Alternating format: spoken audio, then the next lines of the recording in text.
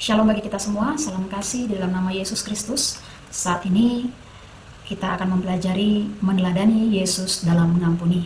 Nah, tujuan pembelajaran kita kali ini yaitu untuk menyebutkan teladan Yesus di dalam mengampuni. Kemudian yang kedua, menjelaskan alasan manusia mengampuni sesama, menjelaskan Allah menyelamatkan manusia. Keempat, menyatakan komitmen untuk bersedia memaafkan dan meminta maaf ketika melakukan kesalahan terhadap orang lain. Pemahaman bermakna kita, poin pentingnya adalah yang pertama, pengampunan adalah tindakan kasih yang membawa kedamaian dan sukacita. Dengan mengampuni, kita meneladani Yesus yang selalu menunjukkan kasih dan pengampunan kepada semua orang. Yang ketiga, pengampunan membantu kita membangun hubungan yang harmonis dengan keluarga dan teman. Pernahkah kamu merasakan marah atau sedih karena temanmu berbuat salah padamu?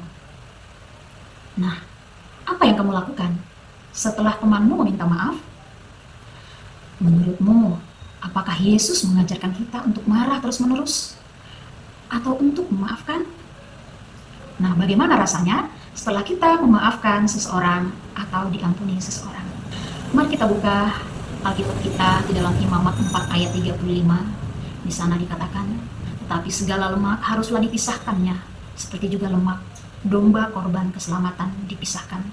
Lalu imam harus membakar semuanya itu di atas mesbah-mesbah, di atas segala korban api-apian Tuhan. Dengan demikian, imam mengadakan pendamaian bagi orang itu karena dosa yang telah diperbuatnya, sehingga ia menerima pengampunan. Ayat inilah yang menjadi landasan dalam pendalaman Alkitab kita. Yesus telah mengajarkan bagaimana kasih itu sendiri di dalam Matius 5 ayat 38 sampai 48. Ya, di sini dapat kita lihat bahwa dalam perjanjian lama ketika seseorang melakukan kejahatan, pastinya akan mendapat hukuman atau pembalasan, sebab upah dosa ialah maut. Nah, untuk itu dibutuhkan pengampunan. Kalau pada zaman perjanjian lama, pengampunan dilakukan melalui korban bakaran mesbah Allah. Dalam perjanjian baru, Yesus ini mengajarkan tentang hukum kasih, yaitu mengasihi sesama manusia sekalipun yang berbuat jahat. Perjanjian baru telah digenapi di dalam hukum kasih, yaitu pengorbanan Yesus di kayu salib. Yesus mencontohkan bagaimana cara mengasihi, bagaimana cara mengampuni sesamanya. Apa itu mengampuni? Mengampuni itu sendiri adalah memaafkan seseorang dengan tulus hati, membebaskan diri kita sendiri dari beban rasa bersalah, serta tidak lagi mengungkit-ungkit kesalahannya. Nah, mengapa Allah mengampuni manusia? Yang pertama, karena Allah mengasihi manusia. Yang kedua, karena cintanya, maka Allah itu adalah Allah pengampun. Kemudian yang ketiga, karena Allah adalah Allah penyelamat. Nah, bagaimana Allah mengampuni manusia? Manusia yang dihukum di kayu salib adalah manusia yang terkutuk, dan Yesus menjalani jalan yang seharusnya menjadi jalan manusia berdosa. Kutuk hukuman dosa ditanggung di atas bahunya di kayu salib. Yesus memperdamaikan hubungan antara Allah dan manusia. Mengapa manusia harus mengampuni?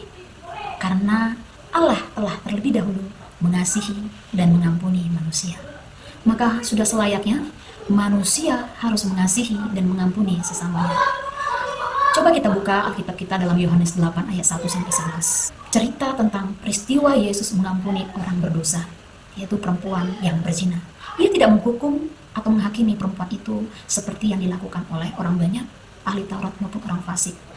Tetapi Allah memberikan kesempatan kepada perempuan yang berbuat zina untuk bertobat. Nah, bagaimana mengampuni? Jadi dalam mengampuni, yang pertama, pastikan dulu bahwa orang itu telah berubah. Kemudian yang kedua, jangan menunggu mereka yang berbicara terlebih dahulu. Kita duluan memperkenalkan. Tidak masalah, walaupun kita tidak bersalah, mau berbicara terlebih dahulu. Kemudian yang ketiga, memeluk atau merangkul. Kemudian yang keempat, Yusuf mencium saudaranya. Yusuf mengajak makan bersama untuk memperbaiki hubungan. Begitu juga dengan kita, mari kita perbaiki hubungan. Kita sudah maaf-maafan dan kita perbaiki hubungan kita sehingga kita dapat melaksanakan aktivitas keharmonisan bersama teman dan keluarga dimanapun berada. Kita harus memiliki komitmen bahwa aku mengasihimu. Katakan, saya bersedia memaafkan sesama. Katakan lagi, saya bersedia meminta maaf ketika melakukan kesalahan terhadap orang lain. Demikianlah pembelajaran kita hari ini?